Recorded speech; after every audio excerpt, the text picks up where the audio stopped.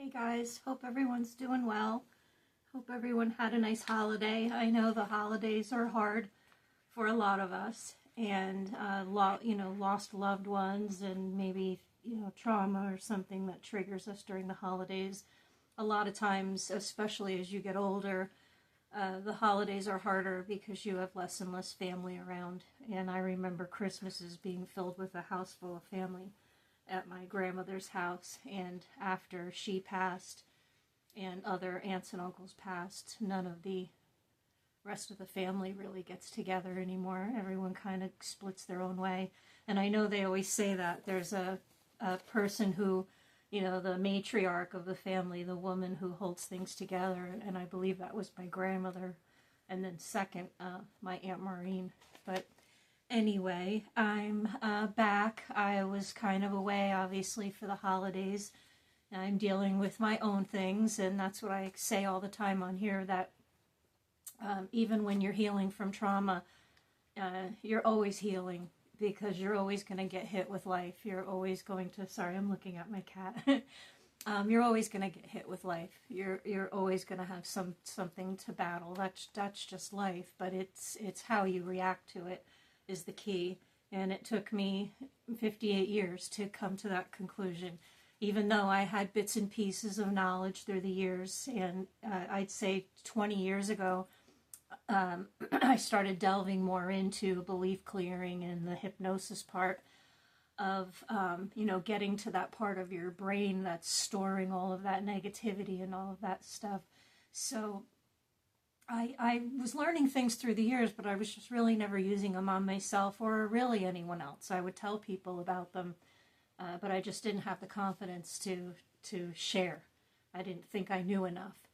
And the thing is, now I'm realizing after 58 years, I not only have studied, and not just to get certifications, but I'm trying to understand my own mind. I went through years and years of therapy, psychiatrists, psychologists, medications. And I remember in my late 30s, in one of my diaries, begging for me to find the right medication to finally help me, because there was no hope anymore for me to get out of my head.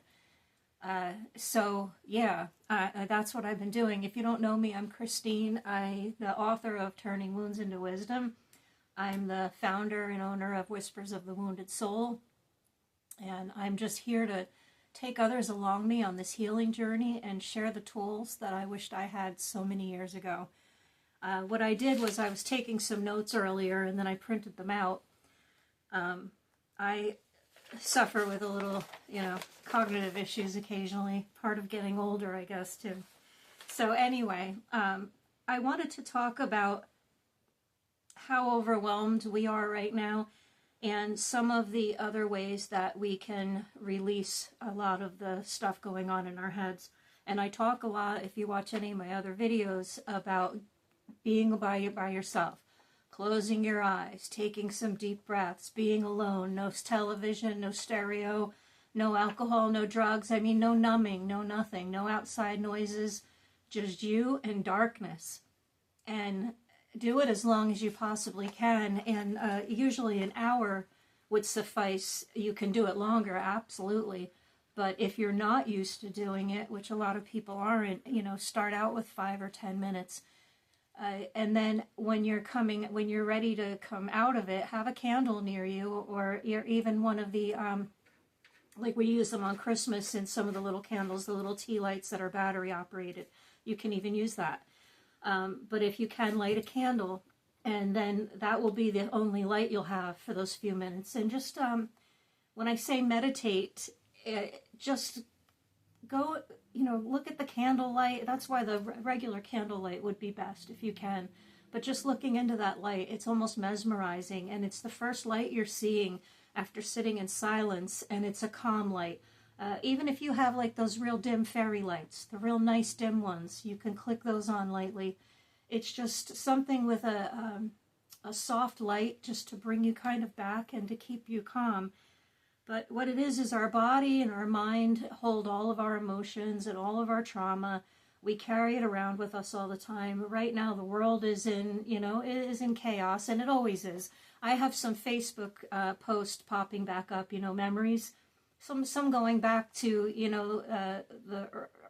probably about 2012 or so, maybe even some from 2009 when I first came on. But as I'm looking, it's like, oh, well, if only everyone could get along, and why is this or that happening? Literally the same things continue to happen over and over and over through the years. We all know that. And they continue to happen because everyone is absorbing it all and taking it on and walking around with it, and now spreading it to their family and spreading it at work. And what I mean by, you hear something on the news that upsets you, now your body is releasing cortisol, and now your brain, which if you already, most people watching me have been through some type of trauma or PTSD, and that's why I'm here, because I've been through things you couldn't even imagine. A lot of it's in my book, but not even all of it. So anyway, when you're holding on to all of that, and then you go into, to work, and you're like, oh, did you see this on the news? Now you're carrying that negative energy onto everyone that you speak to. And now you'd go and tell your family, oh, did you see that on the news? Or did you hear about what just happened? We're spreading, and we get enough of it. I know a lot of people don't even go on Facebook or anything anymore because of all the negativity. But what I do is I try to spread positive things and funny things. The meme queen I used to be. I got a little in my own head for a while there, and there's times where things do bother me, and I would let them, and I would go off. I would say, here's one of my rants. They're not very often, but when they are, it's just me releasing my feelings. And I kind of just started holding back from doing that as well as I started, learning and using these tools, that all I'm doing is spreading negative energy. And no one's going to change their mind. And people, I know there's people picketing and they have their signs, and then there's people online going on and on and on telling why we should believe this and why we shouldn't believe that. That's your story, and it's not going to change anyone's mind. It's really not. Someone who's deep into their own politics or faith or whatever they're in, whatever we're talking about, you're not going to change somebody's mind. So you're best to spread peace and joy and happiness. Smile at people. That people walk around so miserable. I talk about that all the time too, and it's just sad. It's just so sad to see people so miserable or so embedded in their phones.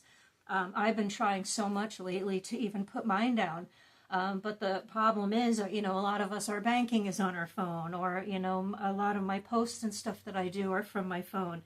And then Facebook, I'm obviously checking because I'm posting things in there as well. So kind of what I've been doing lately, it's a necessity to an extent, but not constantly. So, then I'll be playing a game or watching some videos, and all of a sudden I realize like an hour went by. What time did I just waste? So then I jump back on. I'm studying NLP. It's neuro-linguistic programming, which is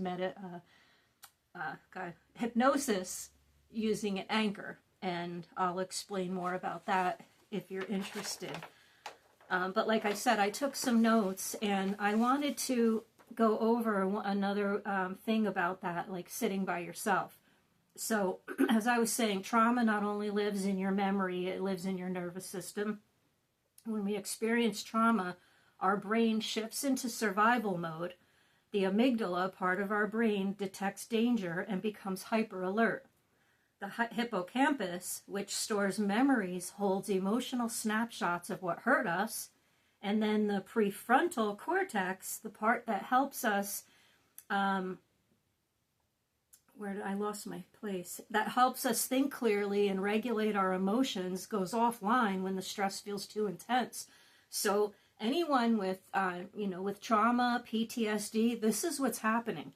These three parts of our brain are in control. So like when I even try to explain to people, oh, these decisions I made years ago, or things that happened, or things that I've done. As I'm studying and learning this, I'm realizing a lot of it, a majority of my life and my decisions were based on me running from this, not running, but, working on this, through this trauma.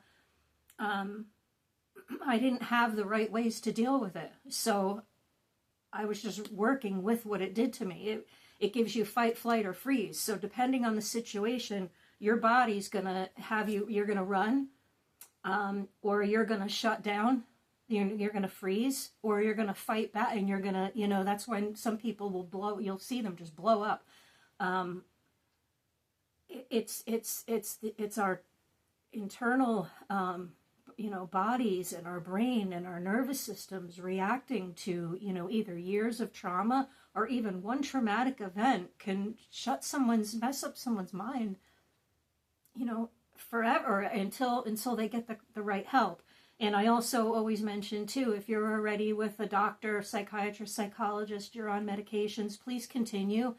And if it's deep, severe depression, talk to your doctor before doing any of these things, please. Like, I'm not a therapist. I'm just sharing things that have helped me. And it's proven. You can go research it yourself. You can go Google after the video. It's proven that sitting by yourself and letting your own thoughts come up and dealing with them instead of pushing them down or numbing them is how you are going to release them so that you can go on. You're never going to, I can give you all of the affirmations and positive quotes all day, but they're not going to embed in you like the negative thoughts and the negative self-talk and the self-sabotage, because that's all crowded in there. There's no room for all this new stuff. There's no room for the good. So we have to release it all. And I did that not too long ago, cried deeply, released things, screamed, punched my pillow. I mean, I literally, you would think I was nuts, but when it was over, I felt a difference in the weight of my shoulders and everything. And all of a sudden, literally all of a sudden lately, I'm handling situations in a totally different way. Right now, and I've put on Facebook, I'm at a really bad time in my life, okay? Things are not okay in a lot of ways. And I'm not here smiling like I used to because I'm shoving it down like I used to.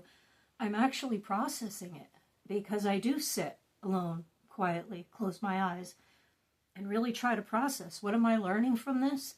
How is maybe this a pattern that maybe, my higher self, God, whoever, is trying to maybe put you in time out a little bit, trying to make you calm down and quiet so that you can think about, you're repeating these things, or you're allowing, maybe you're not having boundaries in your life.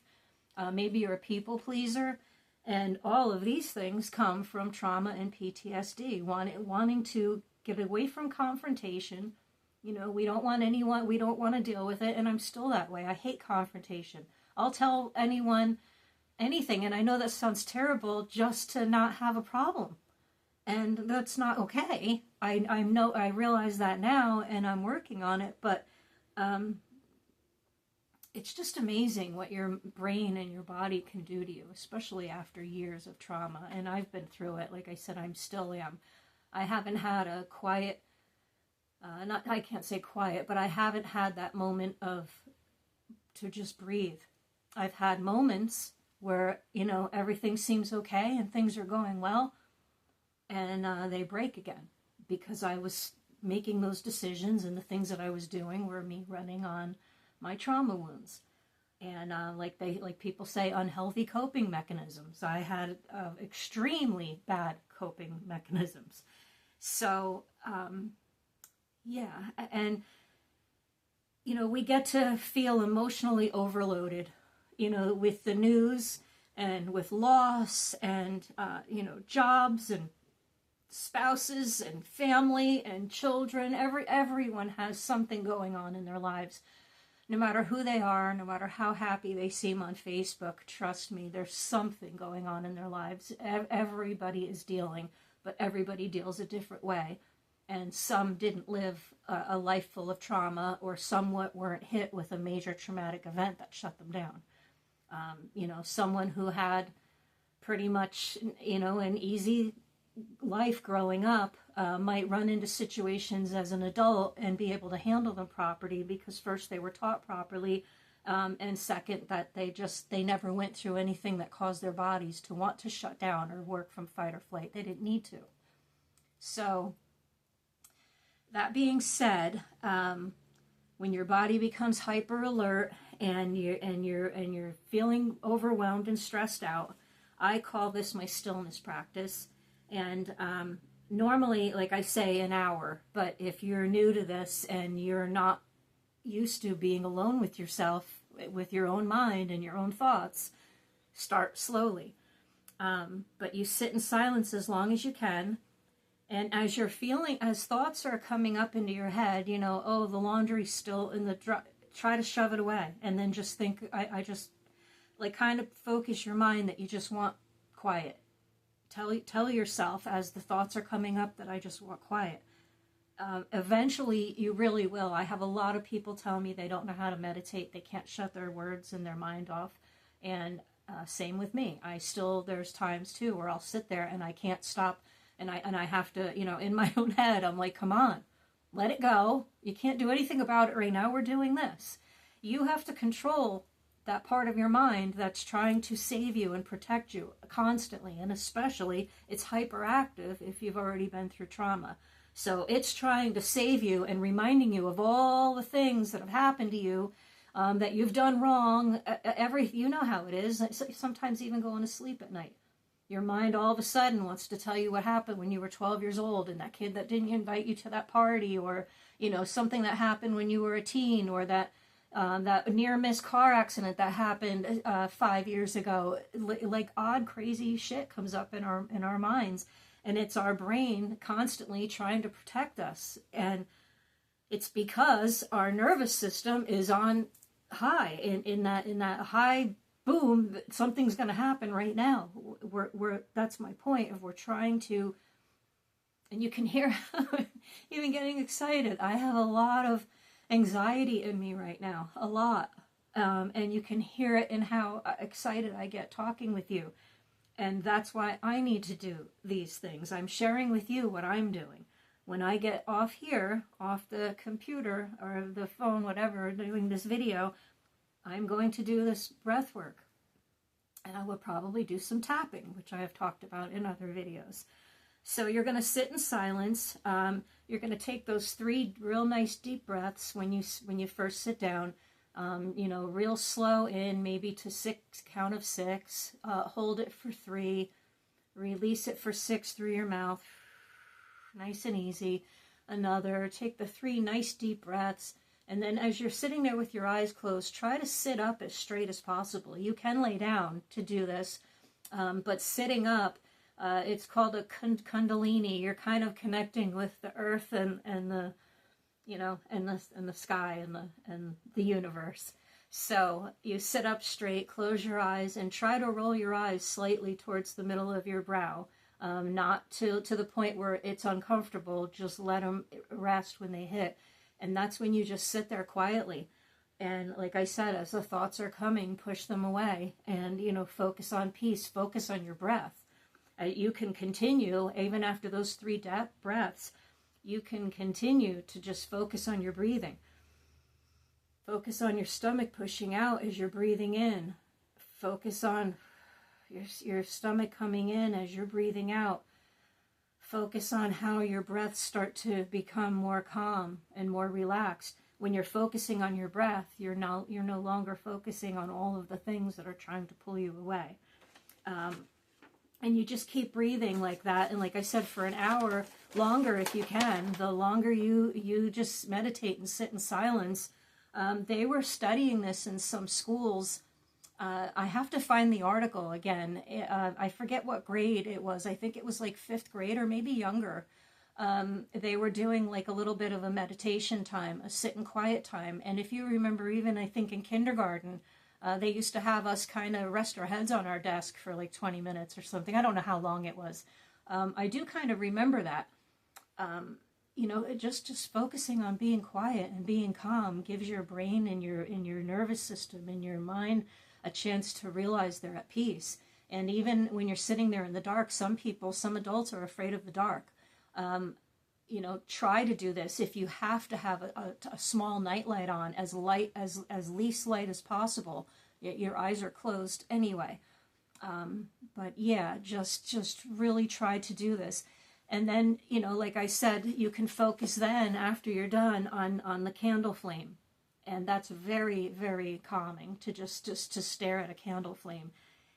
It becomes like a soft place, a place for your brain to now switch their its awareness and away from the world that drains us. And that's what I had here. Building tolerance to stillness is one of the ways of healing. When you're constantly in fight or flight, you're always going to be in fight or flight. You're never going to understand that you can achieve that peace and that calmness, and you can get rid of those negative thoughts and the limiting beliefs and all of that. But you really have to start by going inside, and that's just a calming ritual, just to calm you down. If you want to do shadow work and pull those things out so you can release them completely, that's a different story. But you also do that in stillness. You're quiet and you allow those thoughts to come up. Allow something to just, whatever comes up, journal it. I closed my eyes and sat in silence, and this was the first thing that came to me. So that's obviously something that's heavy on you. You're going to journal about it, and you're going to talk about how you're releasing it. It no longer serves me. I don't need to carry this with me anymore, especially if it's something that's really not yours. And you'll know what I mean if you have things that you carry that aren't yours.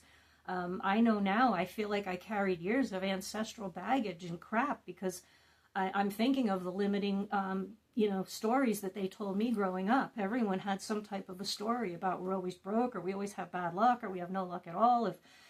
If we had any luck, it's bad luck, blah, blah, blah. Alcoholics and this and that. It was just constant negative energy. They had fun a lot of times, and I thought that was life, and that was happy, and that's how life was supposed to be. And you're supposed to pretend and shove everything down that bothers you. That's how I grew up. And I eventually exploded. I literally had a breakdown months ago. I lost it. I couldn't do it anymore. I couldn't shove anything down anymore. There was nowhere left for it to go, and it was physically killing me. Stress kills. Carrying negative energy and other people's negative energy is not healthy for you. Taking your negative energy or the story that you heard that bothered you on the news, taking it out there to the world and spreading it is not helping. We're adding to all of the chaos and all of the negativity and all of the nastiness out there. We're actually, helping it. So, try to focus on peace. You're in charge of your own happiness and your own peace. You wake up in the morning and you decide, am I going to walk around in a bad mood because I just woke up this way? I don't know how many times through the years I have done that. Well, I just woke up on the wrong side of the bed. No. I didn't. I probably went to sleep with a negative thing in my head, so now I'm going to wake up negative. When you go to bed at night, you're not supposed to think about all the things you didn't do, or all the things you did wrong, or all the people that hurt you, or all the people you hurt. Focus on something happy. Focus on a goal, or or a dream that you have. Focus on something nice. I tell my grandson that sometimes when he says he can't sleep. Count sheep, whatever. Focus on anything but negative. So no, I didn't just wake. I'm just not it's bullshit. We're in control of ourselves, and I myself did it for years. I'm just depressed. I always said that I'm just really depressed, and yeah, I was, because I kept saying it and kept myself there. Depression isn't something you can snap out of, because trust me, if back then, if I could have, I would have. But what I did learn is doing shadow work, going in and clearing out all that shit that you're carrying. I had someone tell me, keep cursing, and this is me. So, here it is. If they start blocking my videos, I'll stop. But this is just me being me. This isn't me trying to hide things or not say certain things a certain way. I just really want to help. It hurts me to the core to walk around this world or go on Facebook or something and just see so much negativity and so much crap, and all we're doing is continuing to spread it. It's common sense when it really comes down to it. Stop. You see something negative, turn around and go Google funny memes, memes about blah, blah, blah, this or that. I see people turn some things that are going on in the world right now as jokes. Some of them probably aren't very nice, but it's someone turning it around, and no, maybe it wasn't supposed to be funny, but sometimes they just there, it gives you a little chuckle, to turn something around. But yeah, you're not alone in this healing journey. I know I'm not alone anymore either. My book that I wrote, Turning Wounds into Wisdom, I share that through each chapter a part of my life where I had some type of trauma, and like I said, it's still going on. It hasn't stopped. There's even parts that I left out in the book because I was going through it while I was writing it, and I published my book, and all of a sudden I realized I never talked about my father's death. I never talked about my brother's death. There's so many things and people I brought up in here that I never even mentioned towards the end of the book. It was really hard to write this book. And at the end of each chapter is called a whisper back. It's a shadow work question. If you had been through this situation or similar, how do you feel about it? How did it make you feel? And then afterwards is a little calming ritual or a little affirmation, something to just bring you back. Maybe even a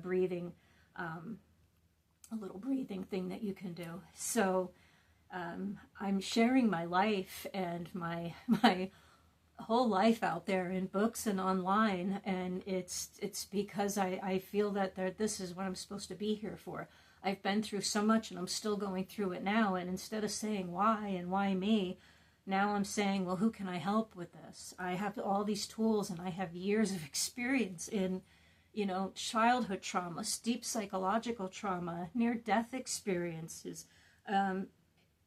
I can go on, adult relationships, abusive relationships, just abandonment, death upon death. Each grandparent had 7 kids apiece.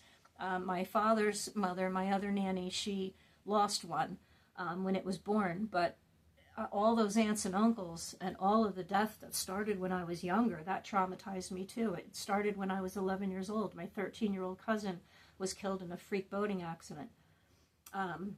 At 12 years old, I'm burying my grandfather on Christmas Eve. 13 years old, my 13th birthday, my grandmother passed away. My father's mother, she died on my 13th birthday.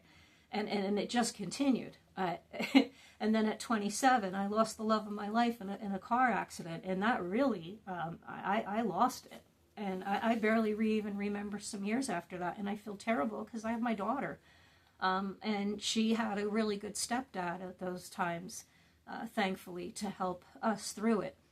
But now I know when I beat myself up for this, I was depressed when my daughter needed me at certain times, or I did this to this person, or I said this, or, I've made mistakes. But I know now, not as an excuse, but as oh my God, there's hope and help for me not to continue on this spiral. Because those decisions that I made weren't me. And I've said that to people, the medications that they had me on top of the trauma and on top of working from fight, flight, or freeze, my whole nervous system and the medications on top of it just totally sent me over the edge. So yes, I do have an excuse to an extent. But the thing is, you don't continue using that as an excuse, and you learn from it. And now I learn to process my feelings, not shove them down, be alone with myself without numbing. And the longer I can do it, the more I started healing. And again, that's why I'm taking you guys along with me. So I really hope this message helped today. I pulled one of the moon oracles earlier, and I know there's still people that feel like oracle and all that is evil, but I still feel that it's how your intention, because I was in church most of my life and raised Catholic, catechism, school, CCD, all of that stuff. Still going to school, going to church as an adult and enjoying the atmosphere, but questioning and not really feeling it. And it was after my fibromyalgia diagnosis, when I was sitting in meditation, alone with my thoughts and my pain, I got closer to God.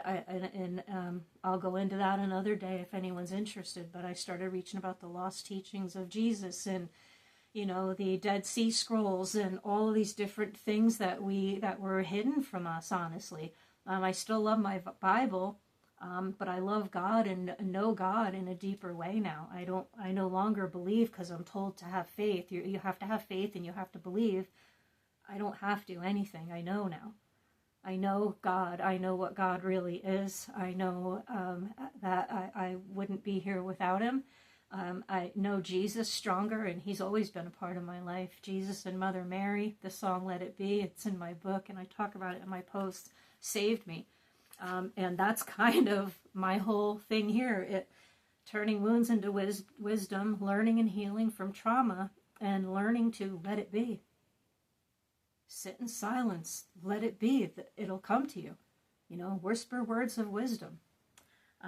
Anyway, sorry. I tend to, ramble on, but I'm just trying to help. And my thoughts are a little scrambled sometimes, but I'm trying to help you in the best way while I'm helping myself. It's not easy. So this says faith. We are bound to our ancestors and to those who made us, whether we want to be or not. What matters is what we make of what we are. Faith, ancestors, memory, and eternal. You are made of all the generations that came before you, your mother, and her mother, all whom you were created from. Whether you physically knew these strong women or not, you have inherited traits and mannerisms through your bloodline. This family line goes so far back it is somewhat inconceivable. Look for signs of guidance and answers to your questions from your loved ones who have now passed. They will offer you protection and help you follow your destined path if you call on them. Show them your appreciation by honoring their lives with a sacred altar space. This can simply be lighting a candle in their memory or acknowledging their important lives while on earth. And that's something I used to do in church. We would go, especially after my cousin had passed. I remember going when I was little, and after my papa passed, we would go and light a candle in church. And that's what they're saying: light a candle in honor of the ones that have passed on, and talk to them, and they're still there with us. So I had pulled that earlier, and I just wanted to share it with you. Let's see. I'll pull one of these mindful oracle cards. This one is Let It Go. You're being asked to let go of whatever pain and resentment you've been holding on to. It's hurting you, and you can't fully be present in your life if you're holding on to this negativity. Release it and be free.